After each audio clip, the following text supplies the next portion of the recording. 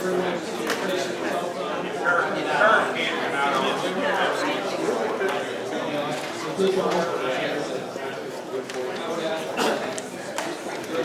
Give it to someone or turn it off.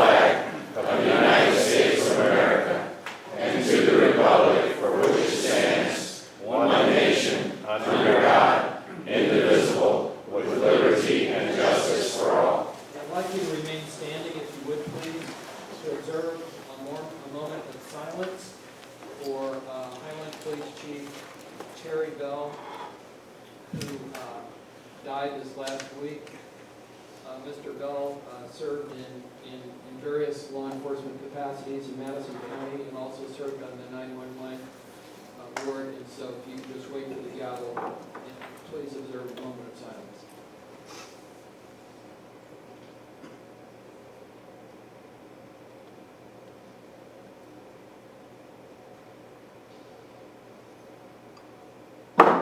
Thank you.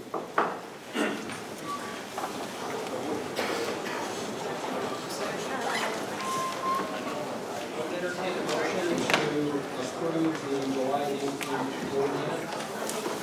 I'll move. We have a motion. Second. All in favor? Aye. Thank you. I would like to now go to the awards and presentations, beginning with a proclamation. Let's go to the podium.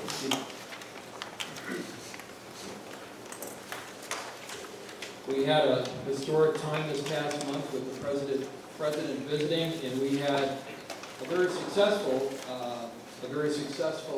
sometimes we don't think about success, but our law enforcement did a marvelous job of protecting both the president and his co-travelers, and then also people who were observing the parade, etc. So we have a proclamation, and I'd like to invite law enforcement to come forward at this point. Representatives from the various police departments and law enforcement agencies. Mike, would you like to come forward?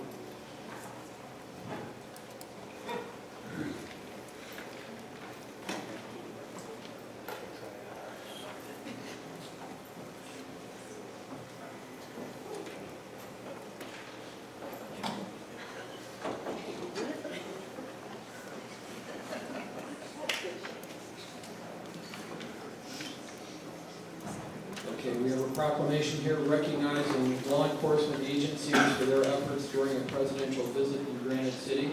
Whereas President Donald J. Trump visited U.S. Steel in Granite City, Illinois on July 26, 2018. And whereas law enforcement agencies work diligently to make sure the city and its citizens remain safe. And whereas law enforcement provided protection along a 4.4-mile parade route within the city's boundaries. And whereas a large contingent of peace officers from 9 departments, Granite City Police, Granite City Auxiliary Police, Madison Police, Pontoon Beach Police, Venice Police, Madison County Sheriff's Department, Illinois State Police, Terminal Railroad Police, and St. Louis County Police all work together. And whereas the city remained peaceful during the presidential visit for parade goers and protesters alike, now therefore be it resolved that the County Board of Madison County, Illinois hereby recognizes the efforts by all law enforcement agencies for keeping the community safe, adopted this 15th day of August, 2018. All in favor? Aye. Thank you.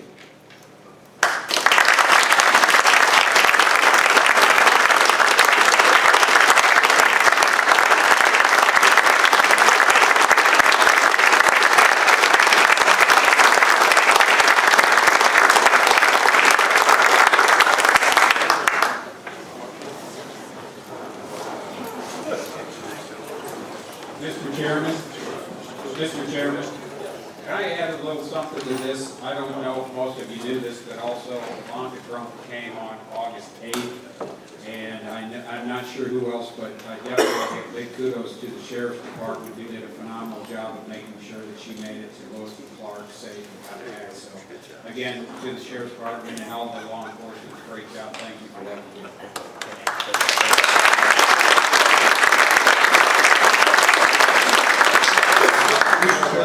Mr. Chairman, I'd like to add just one thing representing Granite City with my colleagues here. We didn't expect any problems with Granite City. Just to make sure, Coroner Steve Knott, I'd like to recognize you.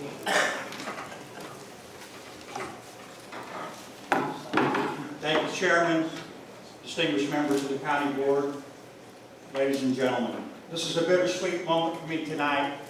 I wanted to honor a man, and I'm going to honor this man, but unfortunately, before we had a chance, he did pass away.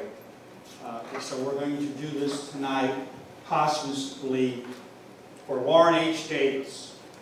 He was a lifelong resident of Granite City and Madison County. He attended Granite City High Schools and graduated from Granite City High School.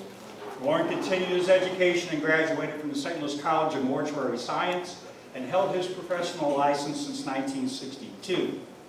He was a funeral director and embalmer and had been doing that since 1958.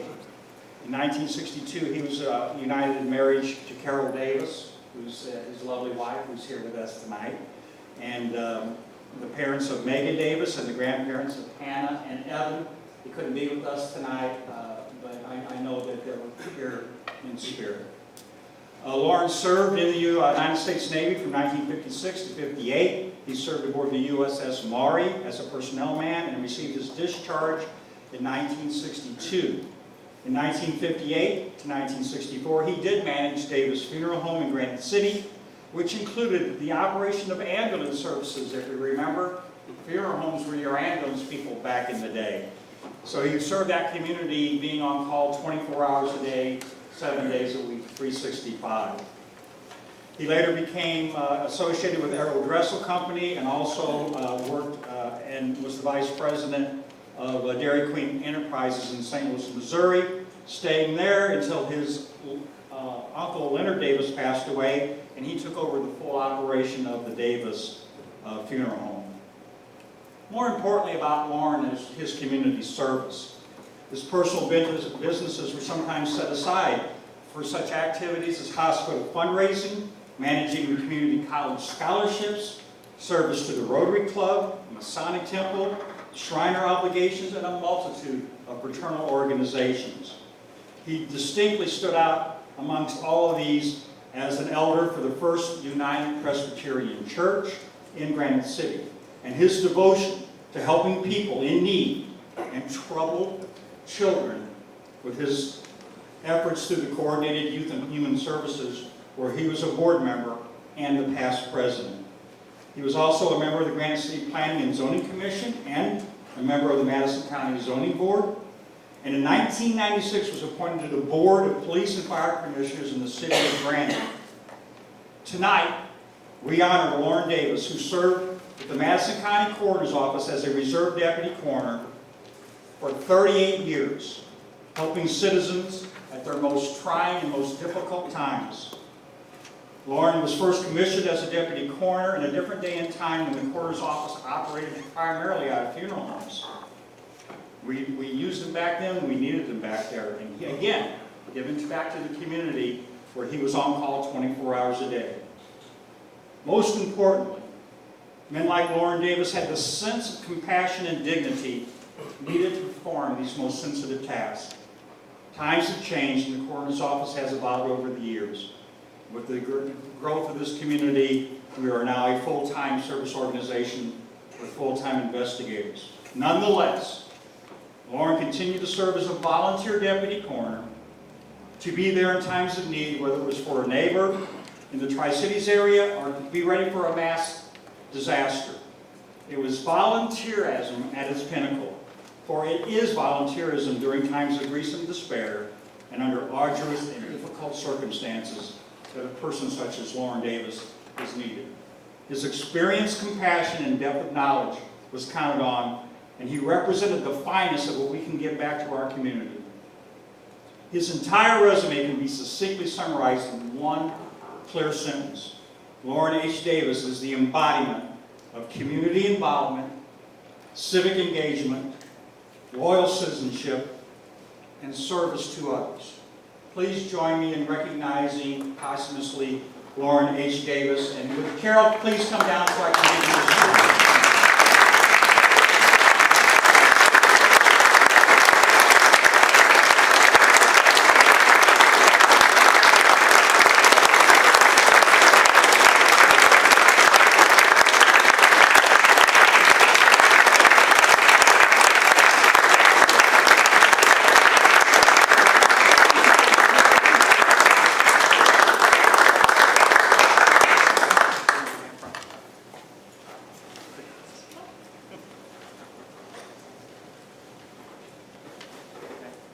And you ready, Cindy?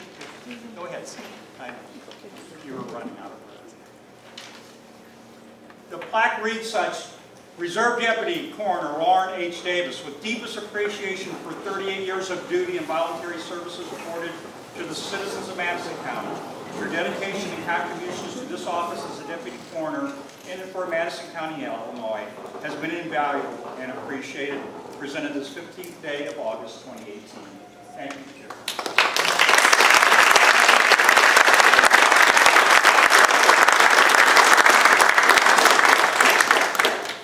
Would invite Dr. Diver to come forward. He has a presentation.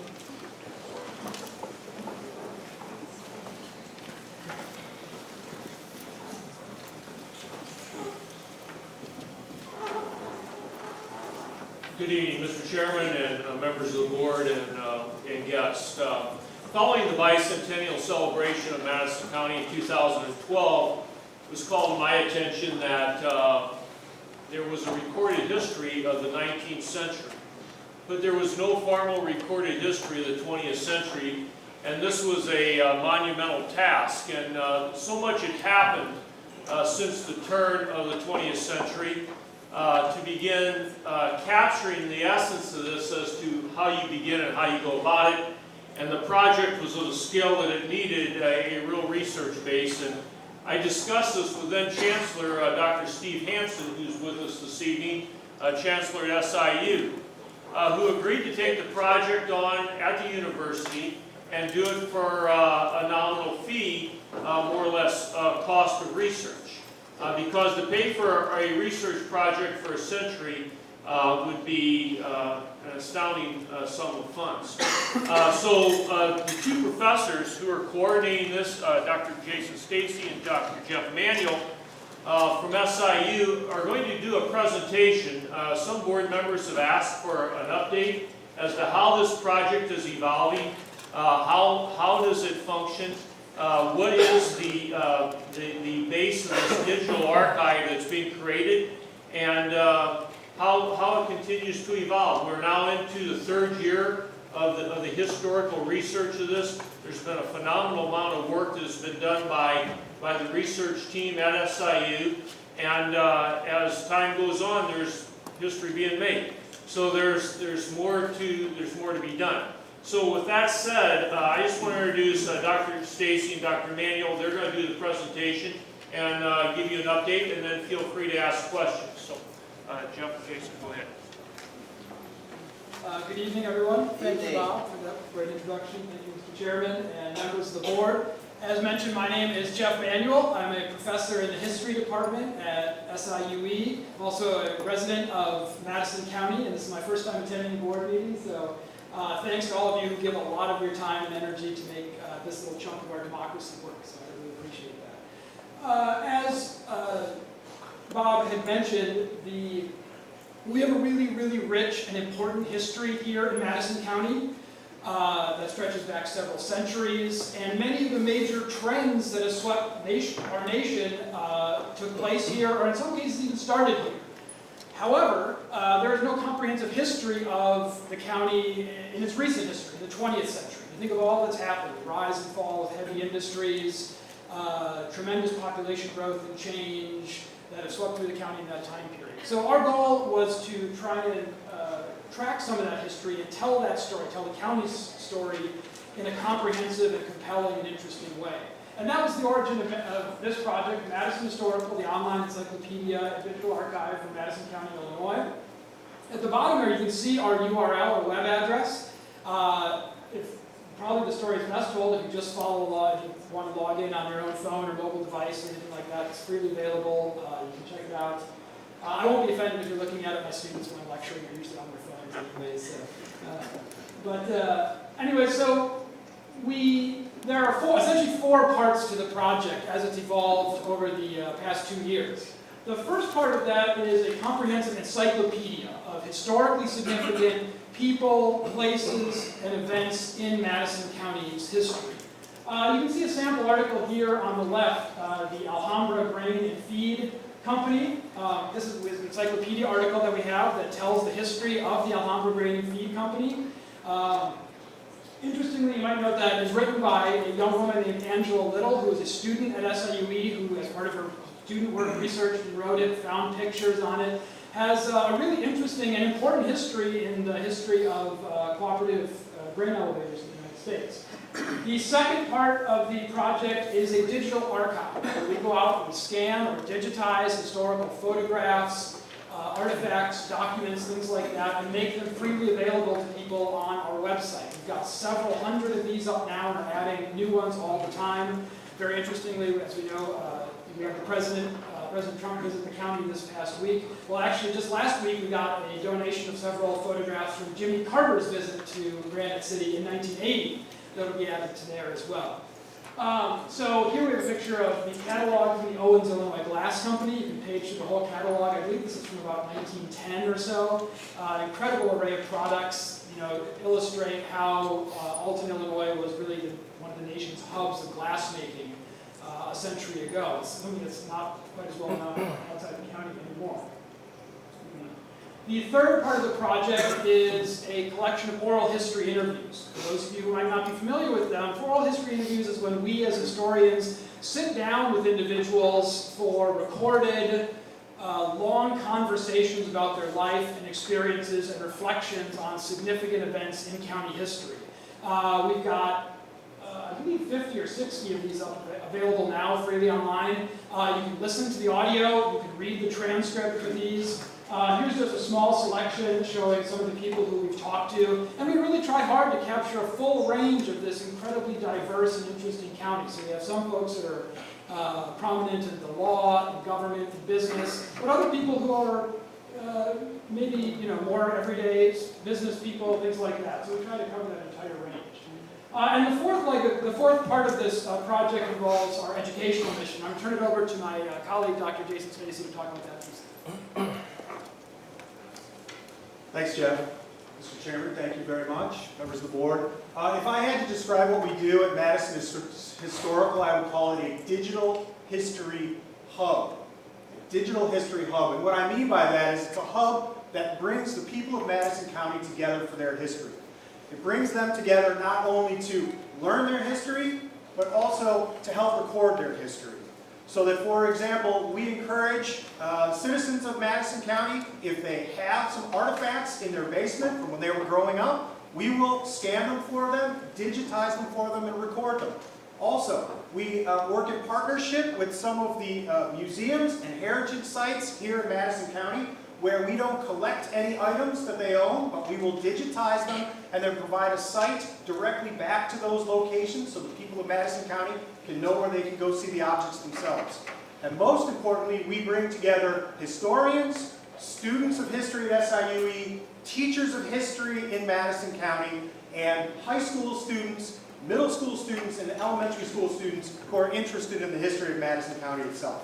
One of the ways in which we do this is that in the summers we offer a course called Community Engaged, Digitally Engaged Community History, where teachers from Madison County come and learn the skills of undertaking oral histories, digitizing artifacts, and researching encyclopedia articles about Madison County for publication on the site.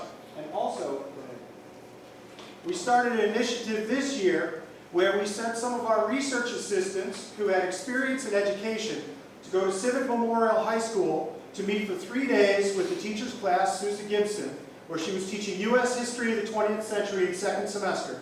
And for 3 days, those research assistants trained those students to digitize artifacts. We brought in all of our scanners. They went home and found artifacts that their grandparents or their parents had from the 20th century in Madison County.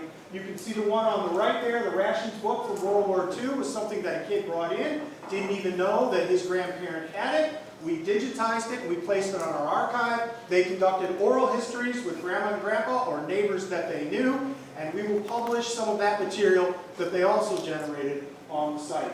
And you can see right there, that's Brendan Floyd talking to a student at Civic Memorial. He is one of our research assistants who's worked in not only creating the material on Madison Historical, but helping train students create some of that material as well. We've had some pretty good impact. We're happy with our reach so far over the last 2 years. You can see that we've published almost 100 articles exclusively on Madison County, not published anywhere else. Those all go through an editorial board. This is not Wikipedia where anyone can put something up, but they have been written by members of the community, students, teachers, anyone who has an interest in Madison County.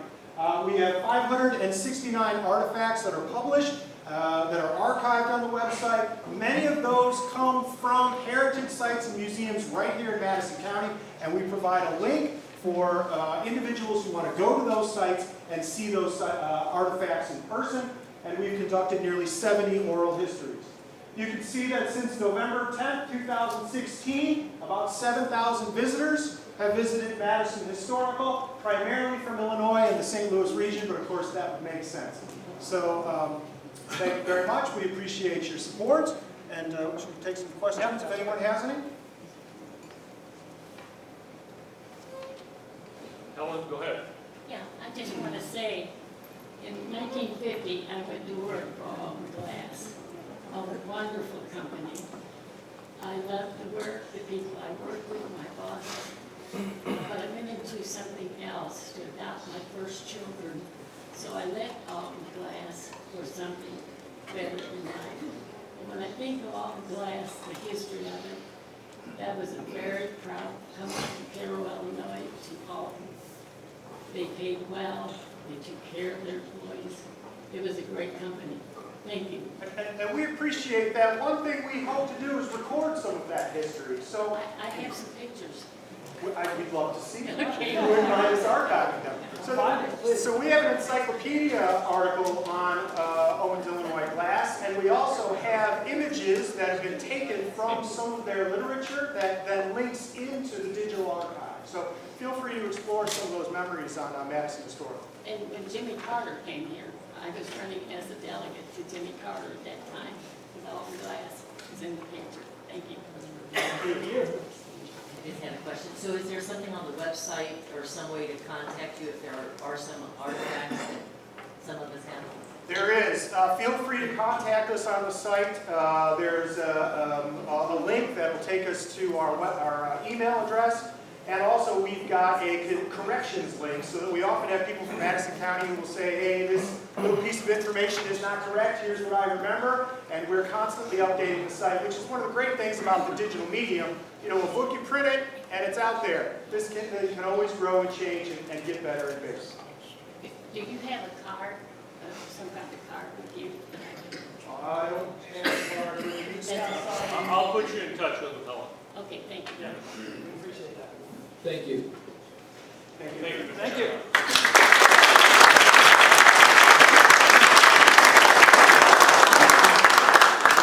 We have one speaker on the agenda this evening, Mr. John Kraft. You're invited to come forward. Don't rush, don't trip.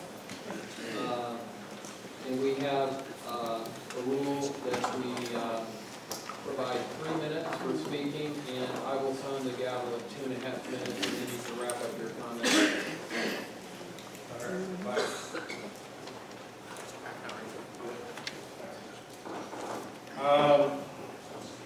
I'm here to talk about mainly Fosterburg Water District. I'm sure you should be aware by now that the governor has signed new legislation authorizing the appointing authority to remove board members for misconduct and other items. I know those board members have already been here telling you how good of a job they've done. But I'm going to explain some reasons why they should have been removed a long time ago. Prior to 2017, the state passed a law, Local Government Travel Expense Control Act, effective January 1, 2017. No local public agency may reimburse any governing board member, employee, or officer for any entertainment purposes. Fosterburg Water District adopted their own ordinance with the same rules on January 18, 2017. 1 month later, we went on a Super Bowl weekend party in St. Louis. They spent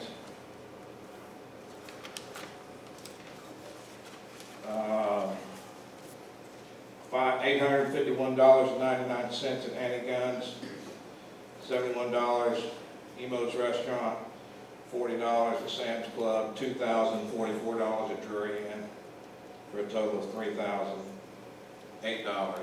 for those 2 days they were over there partying. I know they were partying because I alleged it was an illegal meeting, and they assured the Attorney General that there was no public business whatsoever occurred on that weekend, even though they rented a separate room, called a meeting room on a receipt. So they had Andy's Guns. They bought 4 Bud Lights, 2 Bud Kings, and Sam Adams.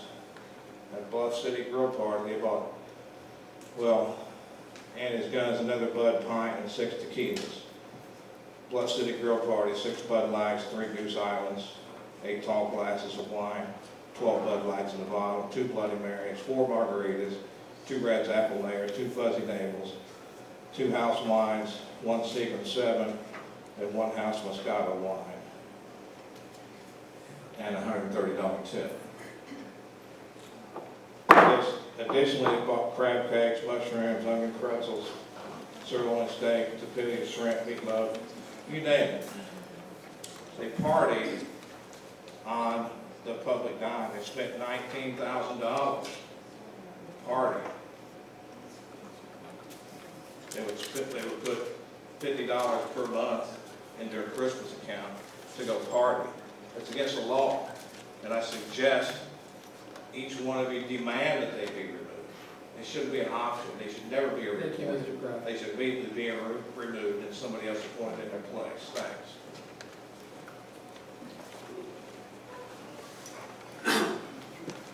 Chairman, Matt? Well, Mr. Allen, you may speak. Mr. Allen is, as he told me before the meeting, asserting his right to speak without going on the, without pre-notifying with the county clerk's office. Is that correct? That's correct. I have an objection to Yeah. that. And Mr.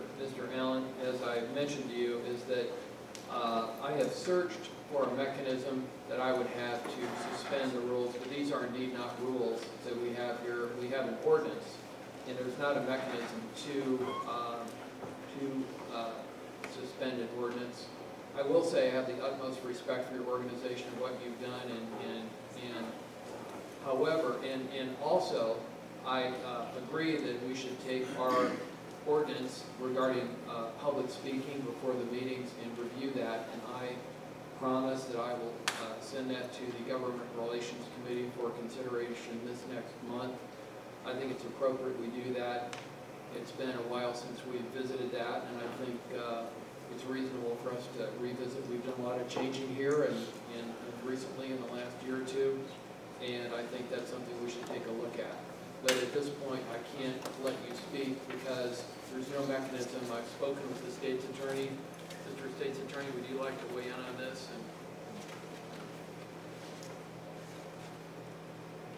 At the request of the chairman, I reviewed the Open Meetings Act, which does provide that public speaking will be provided at all meetings, but subject to the rules or ordinances that are passed by the county. The county did pass an ordinance on the public speaking before board meetings, and it does appear to be properly passed and properly implemented, but as the chairman has said, it's always open for review, and the board does have the ability to change the ordinance, but until you do, does have the force of law. So, it sounds to me like the chairman and the board members are open to making those changes, and I'm happy to assist in any way to guide you in that. Chairman, I understand that you're going to forbid my right to speak into the open meeting act. Based on the advice I'm getting from the state's attorney, yes. In light of that, in regards to the rule of law, if I may read the state's attorney for all county board members. Just real quick, Mr. Gibbons, are we allowed to suspend the rules if there's a No, it's an actual ordinance, it's not a rule. It's not a situation where you'd be under Robert's rules. I would like to address you. Excuse me, Mr. Chairman, there's no public speaking. This is a county code that I think you might want to be aware of. Then I suggest, Mr. Chairman, I suggest that you take it to the state's attorney's office and discuss at that time. And at that procedure, excuse me, sir, you're interrupting. Mr. Chairman, if the individual requests to pursue this further, you need to address it in the proper manner, not to absorb the time of the county board to do business with the Yes, I county. think that the appropriate time to talk, I'd be happy to talk to you after the meeting and hear what you have to say in terms of our, you know, what you have in additional arguments. But I think it's according to our ordinance, not rules that we can suspend. I understand that. I appreciate that. Thank you. Your county code says that every meeting you're required to allow employees. Mr. Chairman, and citizens. Mr. Chairman, please, Board. can we silence the County code, individual you're somehow? violating. Mr. Allen, I'm asking you to stop speaking and we need to proceed with our meeting. Thank you very much, Chairman. If we could go on with our appointments, we have